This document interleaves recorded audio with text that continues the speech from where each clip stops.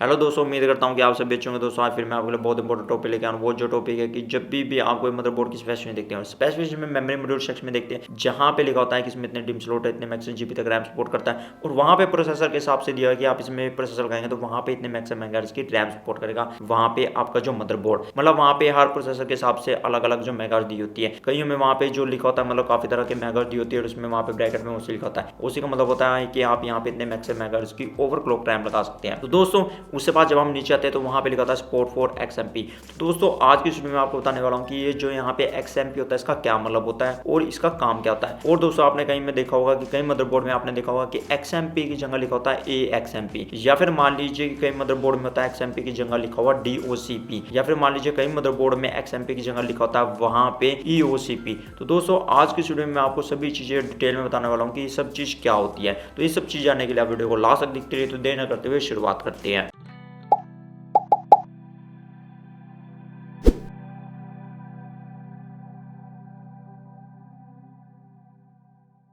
दोस्तों XMP क्या होता है ये जानने के लिए सबसे पहले तो आपको जानना चाहिए कि जितनी भी हमारी रैम होती है उसके अंदर जो SPD क्या होता है, जिसे हम बोलते हैं सीरियल प्रेजेंट डिटेक्ट। तो दोस्तों हमारे रैम जो होती है उसके अंदर क्या होता है कि वहाँ पे एक छोटी चिप होती है और जिसके अंदर जो रैम की इन्फॉर्मेशन स्टोरेज होती है। रैम इन्फॉर्मेशन स्टोर मतलब मेरा ये है कि वहाँ पे उसकी जो स्टैंडर्ड स्पीड कितनी होगी, उसकी वहाँ पे जो कैश लेटेंसी कितनी होगी, मतलब उसकी टाइमिंग, और साथ में वो कितने वोल्टेज पे काम करेगी। मतलब मान लीजिए कि आपको कोई न्यू रैम बाय करते हैं और जब उसे रैम को आप डिम स्लॉट के अंदर पहली बार लगाएंगे तो वो जो है उस जो स्टैंडर्ड स्पीड पे काम करेगी, और उस स्टैंडर्ड स्पीड को हम जो बोल सकते हैं वो बोल सकते हैं वहां पे स्टॉक स्पीड बोल सकते हैं, या फिर उसे हम बोल सकते हैं SPD स्पीड, या फिर हम दोस्तों उसे बोल सकते हैं वहां पे JEDC दोस्तों एक संगठन होती है, मतलब उसी द्वारा निर्धारित की जाती है, मतलब जितनी भी हमारी रैम होती है उसकी जो स्टैंडर्ड स्पीड कितनी होगी और उसकी टाइमिंग कितनी होगी और उसकी वोल्टेज कितनी होगी। और JEDC का यहाँ पे मतलब होता है joint electron device engineering concern. तो दोस्तों ये एक जो संगठन होती है उसके द्वारा ही सब चीजें स्टैंडर्ड स्पीड और ये टाइमिंग सब कुछ निर्धारित की जाती है। तो दोस्तों यहाँ पे जब भी आप कोई न्यू रैम बाय करते हैं और वहाँ पे जब मान लीजिए कि उसकी स्पेसिफिकेशन में देखेंगे तो वहाँ पे आपको जो नजर आएगा कि वहाँ पे जो लिखा होगा कि इसकी जो SPD स्पीड या JEDC स्पीड कितनी है। जैसे कि मान लीजिए आप इस रैम की एग्जांपल लीजिए और ये जो HyperX की रैम, और यहाँ पे देखिए इसका जो मोड नंबर है वो है HX442C19PB3K2/16। तो आप जब देखेंगे इसकी यहाँ पे नीचे आके देखेंगे और यहाँ पे इसकी स्पेस में देखिए यहाँ पे JEDC DDR4 में 2400 मेगाहर्ट्ज, मतलब 2400 मेगाहर्ट्ज यहाँ पे इसकी स्टैंडर्ड स्पीड हुई। तो यहाँ पे आप देखिए JEDC के बाद 2400 मेगाहर्ट्ज लिखा हुआ, तो मतलब जब आप इस रैम को जो अपने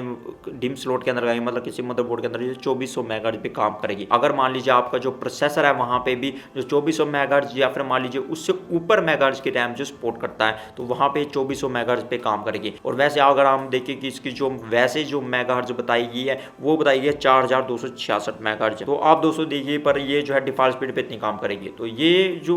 बाकी जो 4266 मेगाहर्ट्ज की है तो ये स्पीड क्यों नहीं हुई, मैं आपको बाद में बताऊंगा क्यों नहीं हुई। ऐसे मान लीजिए दोस्तों हम दूसरी रैम की एग्जांपल है वो जो है ट्राइजेंट Z रॉयल की रैम, और आप देखिए इसका जो मोड नंबर है F44400C18GTRSC जो इसका मोड नंबर, और आप देखिए कि ये जो है यहाँ पे देखेंगे DDR4 में 4400 मेगाहर्ट्ज की है। पर दोस्तों अगर मान लीजिए हम इसे रैम को लगाएंगे, मतलब फिर दोबारा वैसे ही शुरू में लगाएंगे, और जो इसकी जो SPD स्पीड कितनी होगी, मतलब स्टैंडर्ड स्पीड कितनी होगी जब हम इस शुरू में लगाएं, तो वहाँ पे आप दोस्तों देख सकते हैं यहाँ पे जो इसकी SPD स्पीड है वो है 2133 मेगाहर्ट्ज। मतलब आप इसे फर्स्ट टाइम अपने डिम स्लॉट में लगाएंगे तो वहाँ पे 2133 मेगाहर्ट्ज पे ही काम करेगी। तो दोस्तों ये जो होगी SPD स्पीड या JEDC स्पीड हम उसे बोलते हैं। तो दोस्तों अब हम बात करते हैं यहाँ पे XMP क्या होता है। तो दोस्तों XMP यहाँ पे जो होता है मतलब इंटेल द्वारा बनाया गया था, और ये जो होता है हमारे रैम को जो ऑटो ओवरक्लॉक करने के लिए बनाया था, ताकि जो हमारी रैम है बिल्कुल सेफली तरीके से ओवरक्लॉक भी हो सके और हमें जो स्पीड का फायदा भी हो सके। मतलब ये जो है इंटेल द्वारा इंट्रोड्यूस किया गया था XMP, जिसे हम बोलते हैं यहाँ पे एक्सट्रीम मेमोरी प्रोफाइल। तो दोस्तों यहाँ पे क्या होता है XMP प्रोफाइल इनेबल करने के लिए हमें दोस्तों क्या करना पड़ता है कि हमें अपने बायोस में जाना पड़ता है, और वहां पे हमें जो XMP इनेबल करके वहां पे प्रोफाइल 1 या फिर प्रोफाइल 2 इनेबल करनी पड़ती है। और वो जो प्रोफाइल 1 में कितनी स्पीड होगी, प्रोफाइल 2 में कितनी स्पीड होगी, वो आपके रैम की स्पेसिफिकेशन में दी होती है। जैसे मान लीजिए हम पहले ही एग्जांपल लेते हैं जो HyperX की मैंने आपको रैम दिखाई थी, और वहां पे जो उसकी स्टैंडर्ड स्पीड है वो है 2400 मेगाहर्ट्ज की, मतलब JEDC स्पीड। अगर मान लीजिए हम उसकी XMP टाइमिंग पैरामीटर्स में देखें तो वहां पे आप दोस्तों देखिए कि यहाँ पे लिखा हुआ है XMP प्रोफाइल 1 पे ये DDR4 में 4266 मेगाहर्ट्ज पे काम करेगी, उसकी कैटेलिस्ट 19 होगी, और यहाँ यहाँ पे देखिए वोल्टेज जो है 1.4 वोल्टेज होगी। मतलब जो इसकी स्टैंडर्ड जितनी वोल्टेज थी और स्टैंडर्ड जो मेगाहर्ट्ज थी और जो टाइमिंग थी उससे यहाँ पे ये जो है ऑटो मतलब इनेबल करने पे XMP प्रोफाइल बंद करने पे अपने बायस में जाके तो वहां पे ये ऑटो उस स्पीड पे काम करने लग जाएगी, मतलब 4266 मेगाहर्ट्ज पे, और जो उसकी टाइमिंग है और वोल्टेज वो ऑटोमेटिक सेट हो जाएगी। और वो आप तब भी कर सकते हैं जब मान लीजिए आपका प्रोसेसर कोई भी है वहां पे इतनी जो मेगाहर्ट्ज की रैम सपोर्ट करता हो। नहीं तो क्या होगा कि मान लीजिए कि 4400 मेगाहर्ट्ज की रैम हुई है और आप ऑटो करना चाहेंगे तो वो आपको सेटिंग में दे देगा कि ये जो है आपके प्रोसेसर की लिमिटेशन होने की वजह से इसकी जो मैक्सिमम इतनी स्पीड तक जा सकती है। तो मान लीजिए हमारा कोई प्रोसेसर 2933 मेगाहर्ट्ज तक जा सकता है तो ये जो है 4400 मेगाहर्ट्ज की जगह 2933 मेगाहर्ट्ज पे काम करेगी, क्योंकि आपका जो प्रोसेसर है इतनी मैक्सिमम मेगाहर्ट्ज तक रैम सपोर्ट करता है। मतलब ये हुआ कि 2400 मेगाहर्ट्ज से तो ऊपर काम करेगी पर वहां पे 2933 मेगाहर्ट्ज तक काम करेगी, क्योंकि आपके प्रोसेसर की लिमिटेशन होने की वजह से। मैं आपको बहुत बाद में डिटेल बताऊंगा, आप भी तो फिलहाल ये जानो जुड़िए कि XMP क्या होती है। तो दोस्तों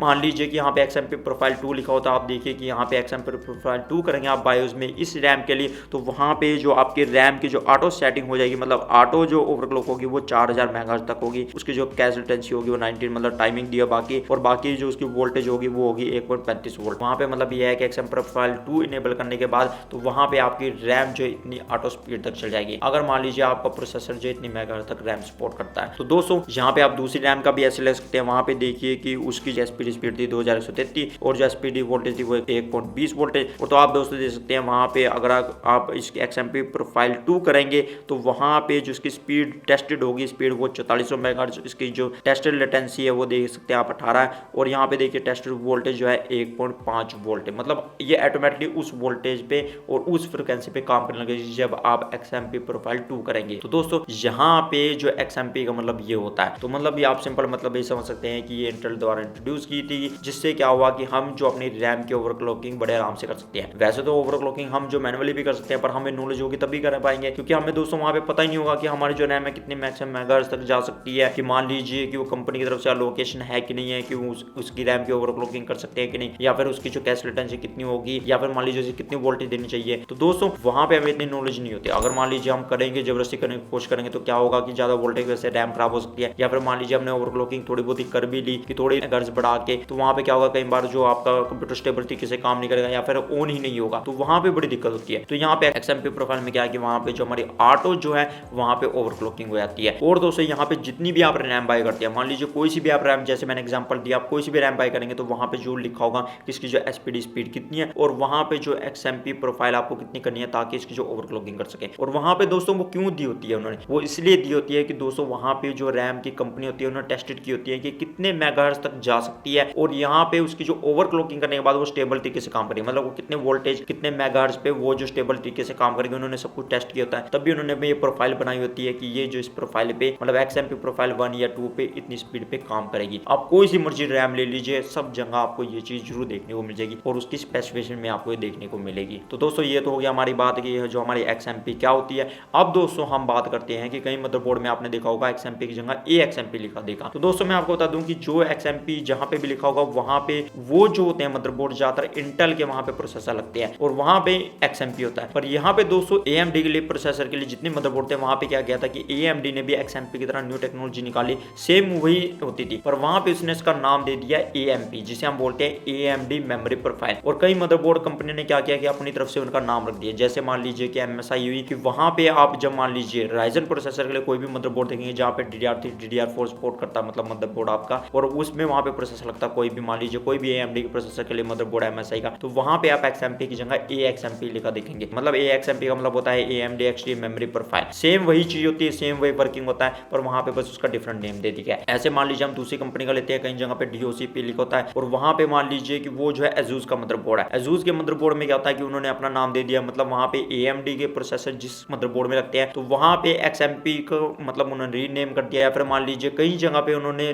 चेंज कर दिया, मान लीजिए DOCP कर दिया जिसे हम बोलते हैं डायरेक्ट ओवरक्लॉक प्रोफाइल। तो दोस्तों वहां पे भी वो भी XMP की तरह होता है, बस वहां पे जिसका नेम चेंज हो गया। मतलब आप सिंपल मतलब यहाँ पे समझ सकते हैं कि AMD के प्रोसेसर के लिए जो भी मदरबोर्ड होती है उन्होंने डिफरेंट नाम रख दिया है पर वो सेम XMP की तरह ही काम करते थे। मतलब वहाँ पे मेमोरी प्रोफाइल होती है और बाइस में आपको वहाँ पे जैसे MSI में AXMP देखने को मिल सकता है, और मान लीजिए कि जिसमें राइजन का प्रोसेसर लगता है मतलब ASUS में वहाँ पे DOCP, ऐसे मान लीजिए गीगाबाइट में कई मदरबोर्ड में वहाँ पे आप वो EOCP देखने को मिल सकता है। मतलब वहाँ पे जिसमें AMD के प्रोसेसर लगते हैं मदरबोर्ड में, गीगाबाइट के मदरबोर्ड में, तो वहाँ पे EOCP का मतलब होता है एक्सटेंडेड ओवरक्लॉक प्रोफाइल, तो वहां पे भी सेम वही चीज होती है XMP की तरह, पर बस वहां पे नेम चेंज कर दिया है। तो दोस्तों ये जो हमारे वहां पे XMP और मान लीजिए DOCP और ये जो EOCP होती है, मतलब ये डिफरेंट मदरबोर्ड कंपनी द्वारा वहां पे जो नेम दिए गए हैं, मतलब हमारे जो XMP के मतलब AMD प्रोसेसर के लिए जो मदरबोर्ड होती है। तो दोस्तों ये जो हमारे वहां पे XMP होता है। दोस्तों मैं आपको एक और बात बताना चाहता हूँ कि मान लीजिए कोई हमारे जो रैम की जो मैक्सिमम मेगाहर्ट्ज 4400 मेगाहर्ट्ज तक है, पर दोस्तों वो तभी काम करेगी वहां पे जब हमारा प्रोसेसर भी इसे सपोर्ट करता है। मान लीजिए मैं आपको एग्जांपल देता हूँ मदरबोर्ड की एग्जांपल लेकर, जैसे मान लीजिए हमारा कोई मदरबोर्ड है MSI का, वो जो है H410M Pro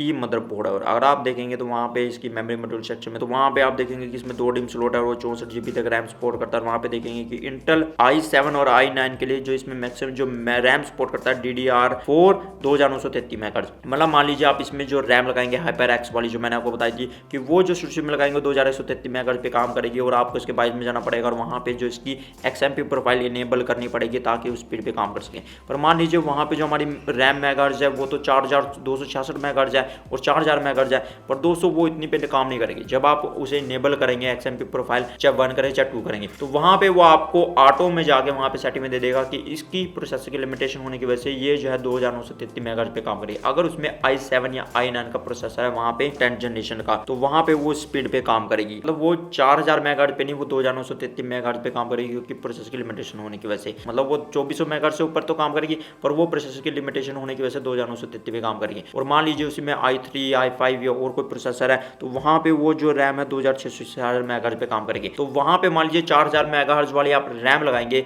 मतलब ये जो HyperX वाली रैम लगाएंगे, मान लीजिए जिसकी जो 4000 या मान लीजिए 4266 मेगाहर्ट्ज तक भी जा सकती है XMP प्रोफाइल इनेबल करके ओवरक्लॉकिंग करके, पर वो जो है ऑटो जो जब उसकी सेटिंग इनेबल करेंगे तो वहां पे नोटिस आ जाएगा कि ये जो है प्रोसेसर की लिमिटेशन होने की वजह से 2666 मेगाहर्ट्ज पे काम करेगी। मतलब 2400 मेगाहर्ट्ज से ऊपर तो चल जाएगी, पर दो प्रोसेसर की लिमिटेशन होने की वजह से 2666 मेगाहर्ट्ज पे काम करेगी। ऐसे मान लीजिए कि हम कोई और मदरबोर्ड की एग्जांपल लेते हैं, मान लीजिए हम गीगाबाइट का मदरबोर्ड लेते हैं, वो जो मदरबोर्ड है Z490 Aorus Elite मदरबोर्ड है। तो आप दोस्तों देखिए यहाँ पे i9 और i7 का प्रोसेसर मतलब अगर आप लगाएंगे तो ये जो है 5000 तक ओवरक्लॉकिंग रैम सपोर्ट करता है। अगर मान लीजिए आपने वही HyperX रैम लगाई है दोस्तों, तो वो जो है शुरू में 2400 मेगाहर्ट्ज पे काम करेगी, पर मान लीजिए आप XMP प्रोफाइल इनेबल करेंगे तो वो है जो है 4266 मेगाहर्ट्ज तक भी जा सकती है, मतलब स्टेबल तरीके से काम करेगी। अगर मान लीजिए आप उसे मैनुअली और ज्यादा ओवरक्लॉकिंग करने की कोशिश करेंगे, क्योंकि आपका जो यहाँ पे i9 या i7 प्रोसेसर लगाओ तो वो जो है मतलब 5000 मेगाहर्ट्ज तक भी आपकी जो रैम सपोर्ट करता है, पर वो जो स्टेबल तरीके से काम नहीं करेगा, क्योंकि वो कंपनी ने पहले ही बताया कि ये जो है इस मेगाहर्ट्ज पे मतलब इस प्रोफाइल पे यहाँ पे जो इतनी स्पीड पर या कहें कि इतनी वोल्टेज देने के बाद वो जो है स्टेबल तरीके से काम करेगी। तो आप लगाएंगे तो वो है जो 4266 मेगाहर्ट्ज पे काम करेगी। मान लीजिए हम इसी मदरबोर्ड की एग्जांपल लें और वही सेम रैम ले HyperX की, और वो जो इसमें लगाए पर वहां पे हमारा प्रोसेसर जो i5 या i3 हो, और अगर मान लीजिए आप उसमें लगाएंगे तो वो जो है डिफॉल्ट 2133 मेगाहर्ट्ज पे काम करेगी, और उसे अगर आप जो 22 में जाके वहां पे XMP प्रोफाइल इनेबल करेंगे तो वहां पे फिर दोबारा आपको लिमिटेशन आ जाएगी। क्योंकि दोस्तों यहाँ पे देखिए इसकी स्पेस में लिखा हुआ है कि प्रोसेसर जो i5 या i3 लगाएंगे और जो पेंटियम और जो सेलेनोन प्रोसेसर लगाएंगे तो वहां पे आपकी जो रैम है मैक्सिमम 2666 मेगाहर्ट्ज तक जाएगी। मतलब प्रोसेसर की लिमिटेशन होने की वजह से चाहे मान लीजिए आपकी जो 4266 मेगाहर्ट्ज तक जा सकती है XMP प्रोफाइल में 1 में, पर वो जो है आपकी 2666 मेगाहर्ट्ज पे काम करेगी आपके वहां के प्रोसेसर लिमिटेशन होने की वजह से, और वो जो 4266 मेगाहर्ट्ज पे तब जा सकती है फुल जब आपका वहां पे i7 या i9 प्रोसेसर लगाओ, तब जा सकती है इस मदरबोर्ड में। दोस्तों यहाँ पे ऐसे है, मान लीजिए अब हम कोई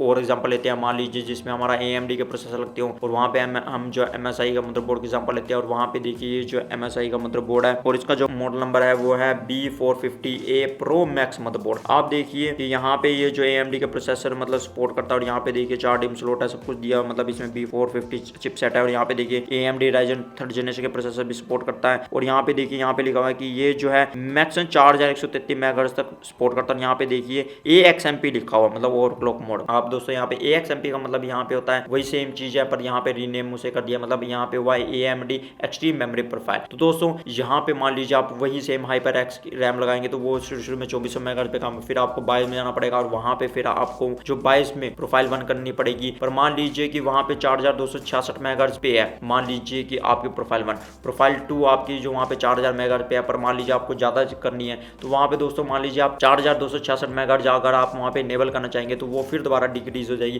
क्योंकि वहां पे जो आपके प्रोसेसर जो सपोर्ट करता है मतलब Ryzen 3 का यहाँ पे लगाएंगे कोई प्रोसेसर, तो वहां पे वो जो है 4133 मेगाहर्ट्ज पे मैक्सिमम तक जाएगी, तो वो जो प्रोसेसर की लिमिटेशन होने की वजह से उस मेगाहर्ट्ज पे काम काम करनी शुरू हो जाएगी। और मान लीजिए आप बाकी कोई प्रोसेसर लगाएंगे तो वो जो है 3666 मेगाहर्ट्ज पे उसकी लिमिटेशन हो जाएगी, मतलब वो 2400 मेगाहर्ट्ज से ऊपर तो जाएगी, पर प्रोसेसर की लिमिटेशन होने की वजह से वो उस मेगाहर्ट्ज पे काम करने शुरू कर जाएगी। तो दोस्तों उम्मीद करता हूँ आपको पता चल चुका होगा जो हमारी एक्सट्रीम मेमोरी प्रोफाइल क्या चाहिए होती है। तो दोस्तों उम्मीद करता हूँ आपको वीडियो अच्छी लगी हुई, तो दोस्तों अगली वीडियो में आपको फिर मिलता हूँ वीडियो के साथ, तब तक सीखते रहिए और आगे बढ़ते रहिए।